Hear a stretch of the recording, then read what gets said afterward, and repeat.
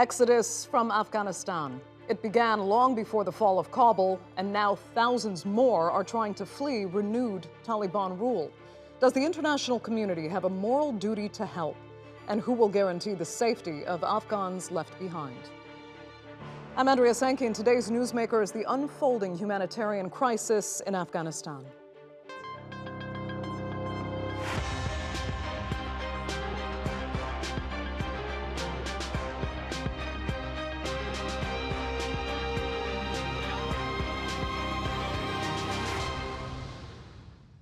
Well, Afghans now make up the second largest refugee population in the world, with 2.5 million registered refugees. Washington's announcement in April that it would withdraw troops sent the country into an even deeper crisis that hit peak levels this week, with ousted President Ashraf Ghani fleeing the country as the Taliban took Kabul. At a meeting of the United Nations Security Council on Monday, Secretary General Antonio Guterres appealed to the international community not to abandon the people of Afghanistan. But some say that abandonment has already started. Since April, Afghan refugees have been pouring into neighboring Pakistan and Iran, with some heading toward the Turkish-Iranian border. The United Kingdom has said it will accept 20,000 refugees over the next 5 years. Tajikistan says it's ready to take in up to 100,000 Afghans. Canada is looking at taking in 20,000 vulnerable people as soon as possible. Australia says it's willing to accept just 3,000. Uganda has the largest number of refugees in Africa and the third largest in the world, but says it's willing to accept 2,000 Afghans. Albania, Kosovo, and North Macedonia say they're ready to temporarily house thousands of Afghan refugees seeking visas to enter the United States. Well, according to the International Rescue Committee, more than 300,000 Afghans are considered affiliated with the U.S. military. As of this week, about 1,200 of them have been evacuated to the United States, with that number expected to rise to about 3,500 in the coming weeks. The U.S. says it's prepared to take more than 20,000 Afghans who are candidates for special immigrant visas. More than 15,000 Afghan nationals plus family members have already been resettled in the United States under that program. Well, the UK has described the situation in Afghanistan as stabilized but precarious. Most believe a dire humanitarian crisis is unfolding, but the Taliban insists they will protect the Afghan people. Joining me to debate whether they will and what moral obligation the international community may have to step in is from Doha, Sultan Barakat. He is the founding director of the Center for Conflict and Humanitarian Studies at the Doha Institute. Dr. Jaya Dantas joins us from Perth, Australia. She's a professor in the Curtin School of Population Health. And from Geneva is former advisor to the Afghan government, Torek Farhadi. Thanks all so much for being with us. We've been hearing from a much more media-savvy Taliban over the past few days. Yeah, they're promising protection for all, but there's plenty of reason not to believe that's entirely sincere, especially when we see the interviews with certain commanders who are on the ground. Sultan Barakat, we know thousands are already trying to flee now, but do you expect it to get much worse? Hello, everyone. First, if I may say, I think what the Taliban have been saying lately has been rather consistent with what they've declared over the last 2 years of the negotiations. And as you know, I was present in many of those meetings, and they have really kept to the same line that they think and they believe genuinely that they are fighting on behalf of the Afghan people, and they want prosperity and security to all. Now, the challenge, I think, in turning those sentiments and to some degree political commitments into action. And this is where I think they really need to do much more, and they probably will require some help. And it is a testing time, not only for the Taliban, but also for the international community and how it reacts, and in particular, the international humanitarian community. I think this is a time to take very decisive decisions, brave decisions, try and separate politics from the humanitarian needs in Afghanistan, and make sure that the needs and really the interest of the Afghan people is ahead of every other interest, including some of those narrow strategic interests, which have triggered this evacuation waves. I understand that many Afghans feel threatened. They fear the future, and they would want to maybe try and establish future elsewhere. But really, the way some governments has spoken about evacuation of those that have been associated with them without really planning properly for it has left it open for everyone to believe that they stand a chance in being accepted in the West. And of course, then people's interests get mixed up between immediate fear and security and economic needs. And as you know, migration from Afghanistan to the rest of the world has always been high and has, in fact, accelerated from around 2007. Okay. Torek Farhadi, I mean, we're hearing words from the international community that we will have to judge by the actions of the Taliban, but still people are scared right now. Does the international community have a moral obligation right now to address those fears and help people that urgently want to escape? They don't want to wait to see how this unfolds and if the Taliban can be trusted. Or should the international community leave them with essentially no choice but to wait and see? Yes, there are two issues here. One is the images we see at the airport, people who are panicked because they potentially qualify for these visas and they can't get to the airport. There are not enough flights. Their names are not on their list. Their documents are not in order. And that's, let's say, 100,000 people. I am more concerned about the fate of the 36 million Afghans who are going to be left in Afghanistan. We have had recent troubling reports that for now the United States has frozen the central bank accounts of Afghanistan. And the former fugitive president fled with close to $160 million. Right now, there is no money in Afghanistan to buy food for the country. There is no government. And the value of the Afghani, which is the currency that the 35 million Afghans are holding, keeps depreciating. The international community should find a formula to expedite the process of recognizing the Taliban government. It should push the Taliban to come up with a broad-based government quicker, because this situation of being without a state, the former government collapsed, the bank accounts are frozen, the international community is trying to order a menu in an expensive restaurant that will take time to deliver. In the middle, the country is going to run into an economic crisis. The country already has legacy issues as far as not enough availability of health services and not enough electricity, which the country has to buy from Uzbekistan. But the new issues are concerning because, in my feeling, is that international community is pushing the country into a humanitarian crisis by blocking the funds. That's very interesting. That's an interesting angle that I'm hearing from you, because that's really what hasn't been discussed as much, that a financial crisis could actually cause the humanitarian crisis. But there's the issue here, Torek Farhadi, I'm going to stay with you, about international leverage. The central bank governor, actually, who's fled Kabul, just said that the reserves have not been compromised. In other words, saying, no, we didn't steal anything. But regardless of that, I mean, those reserves are mostly held abroad, as you've just said. And now the question is, they can't just allow the Taliban unfettered access to those funds. They need to use that as leverage to make sure the Taliban sticks to its commitments and promises. So how are you going to address a financial crisis that could spur a further humanitarian crisis if the international community doesn't feel it can actually give that money to the Taliban now in power? It doesn't have to give that money.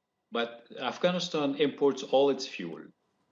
It's going to run out of fuel. Afghanistan imports most of its food from Pakistan, from Iran, and from Uzbekistan. It's going to run out of food and medicine, the three most important things. The way a country pays is through letters of credits, but through the central bank. And the central bank is paralyzed right now. We need to find a formula of conservatorship or something that tranches of this money should be able to release under the supervision of a committee or something, so that the country can pay its bills and import the food that the 35 million people need.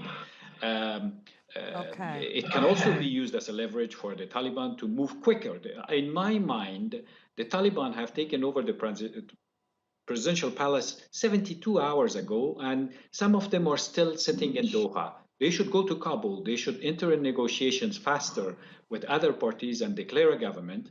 And a government which is broad-based, including others, will encourage the international community to recognize them.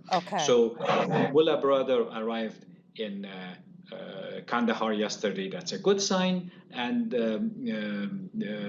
Mr. Haqqani met with Mr. Karzai and Abdullah in Kabul this morning. That's a good sign, but it has to move much faster because from a technical standpoint, the country is going into a crisis of not having enough fuel and food. Right. Financial and humanitarian. And Jaya Dantas, if I can move on to another slice of this with you.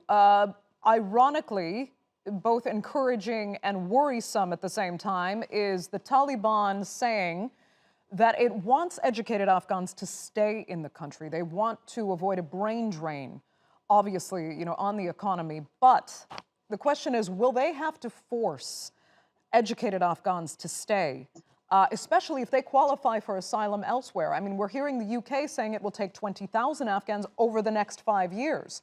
So, I mean, what will the Taliban try to do to avoid that brain drain, further pressure on the economy that could also, you know, feed into this humanitarian crisis that we're seeing developing now?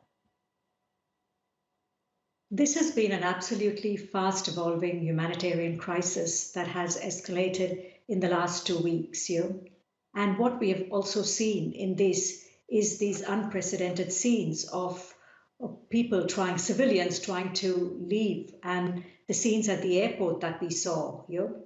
One of the things that we see in conflicts, especially situations of protracted conflict, is the educated people try to leave. We've seen Canada offer asylum to thousands as of a few days ago, so also UK, so also New Zealand.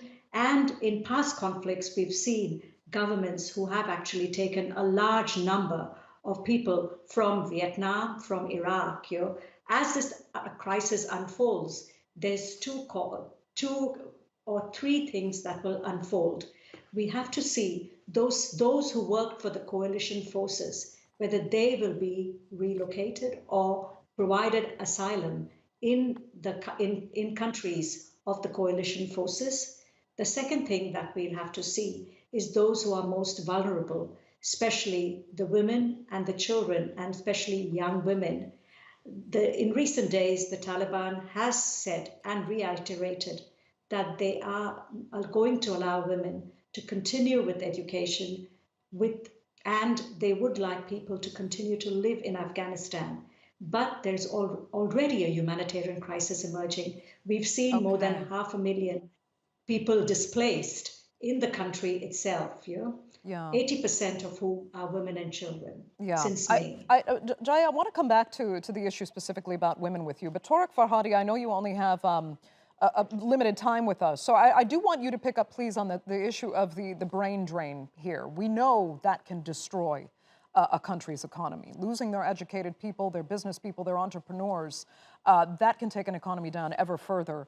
Do you think the Taliban, and what you've heard from them, what you know about them, do you think they'll be smart enough to try to, I don't know, provide incentives to keep the Afghan population where it is and to keep the economy stable and build the country that they say they're going to build?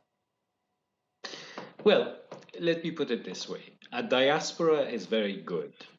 A diaspora produces remittances for poor countries. And if the Taliban commit no violence with people, even the people who are trying to leave today will want to come back in a few years. I myself here, I'm in Geneva. I dedicate all of my time towards peace in Afghanistan, and I'm ready to go back. I'm not a Taliban. I don't look like a Taliban, but I will help them figure out the finances of the country and the central bank issues that I just described. All diaspora acquires experience abroad and acquires financial means, investments ideas, but they always think about which garden that they grow from. This is demonstrated in the Palestinian diaspora, this is demonstrated in the Lebanese diaspora, this is demonstrated in Israeli diaspora. So brain drain, people might leave now, they will come back if the Taliban practice their promises. They are saying, we're not going to be like last time, we're going to govern with everybody else, we would like to see varied faces in the government.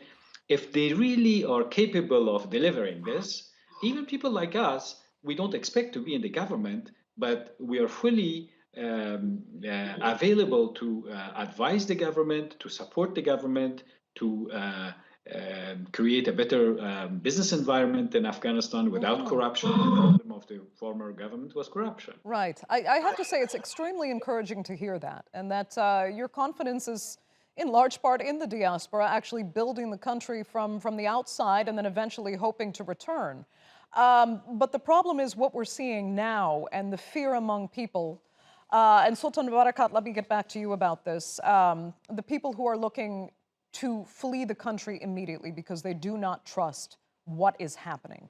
The United States still does have a few thousand troops in the country, and the Taliban has promised to, protect Afghans in large part under an amnesty that they announced just the other day.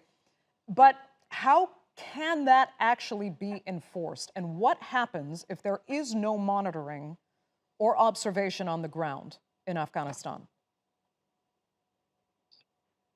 Monitoring and observation from whom? From anyone, from anyone. Who will be able to make sure that the Taliban keeps to its promises and protects its people? I think after this episode, it's time to learn that no one but Afghans should and could resolve their own issues. I mean, the whole international community was in Afghanistan for 20 years, and they've let them down. So there is no point of talking again about bringing other monitors, observers, or whatever. The Afghans are more than capable to reach their own conclusion. And in fact, just before Mr. Ghani decided to throw in the towel and run, he was working on a deal of power transition in an orderly fashion.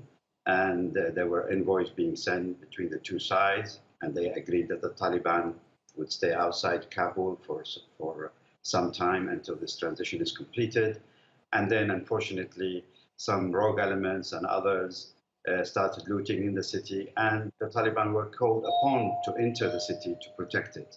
So the situation is much more complex, I think, than some media has reported it. And I still fear that, or let me put it this way, I would recommend that they instantly tackle the issue of the capacity within the country. Okay. The Taliban are aware of their shortcomings, and one of those key issues is capacity amongst the ranks to do day-to-day public administration aspects of the country.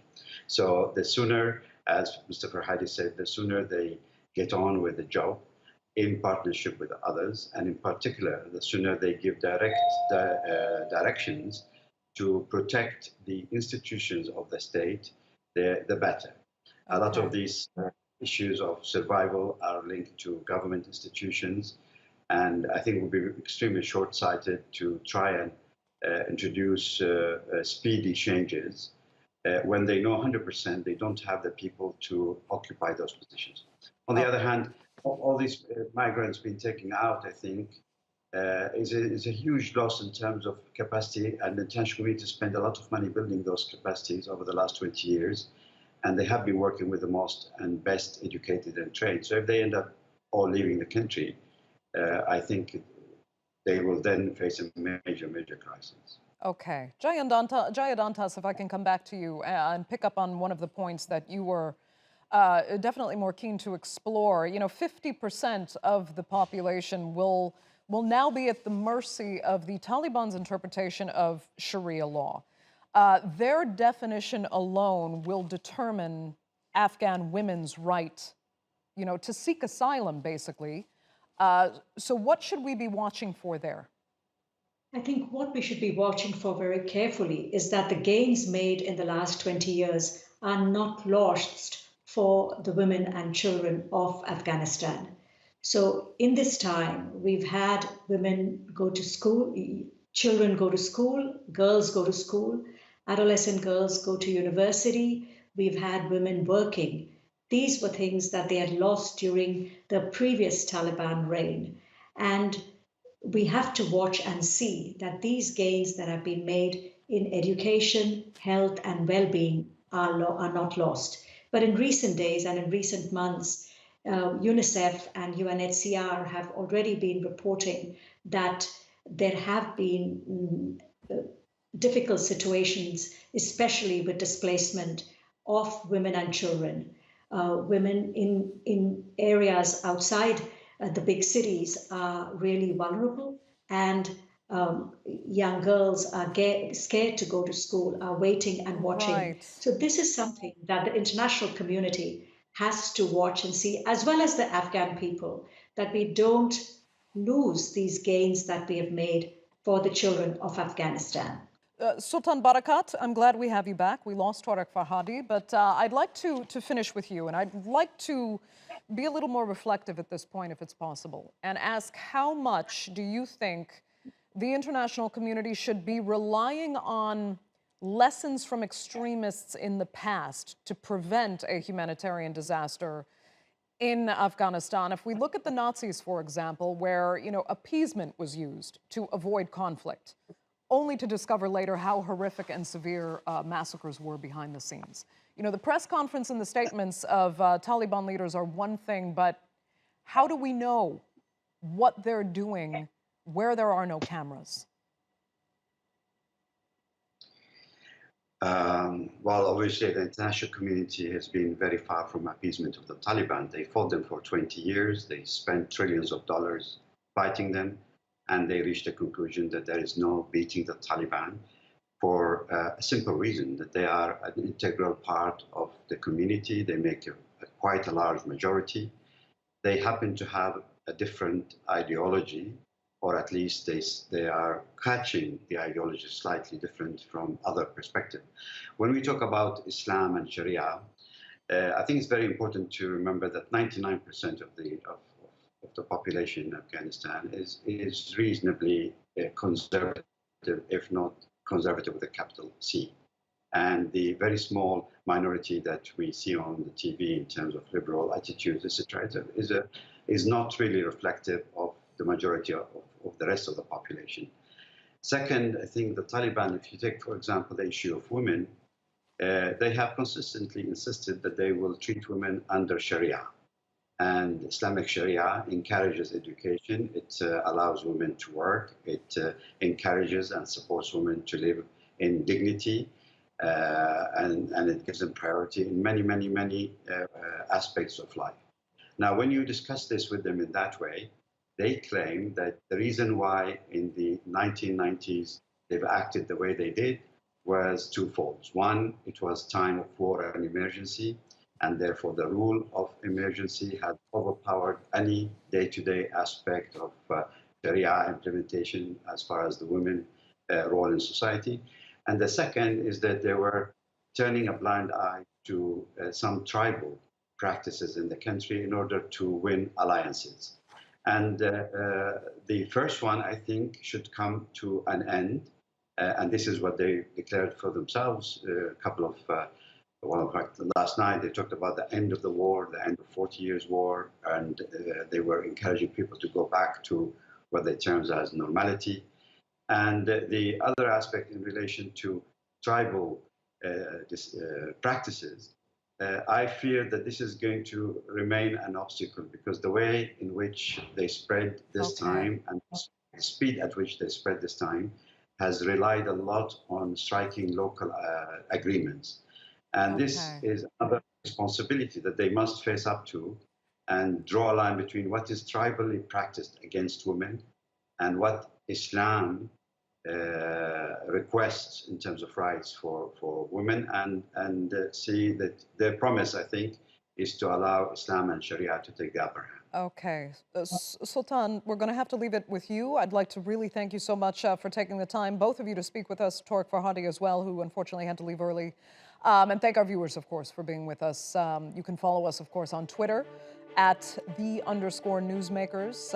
Let us know what you think. We'd like to hear your comments, and we'll see you next time.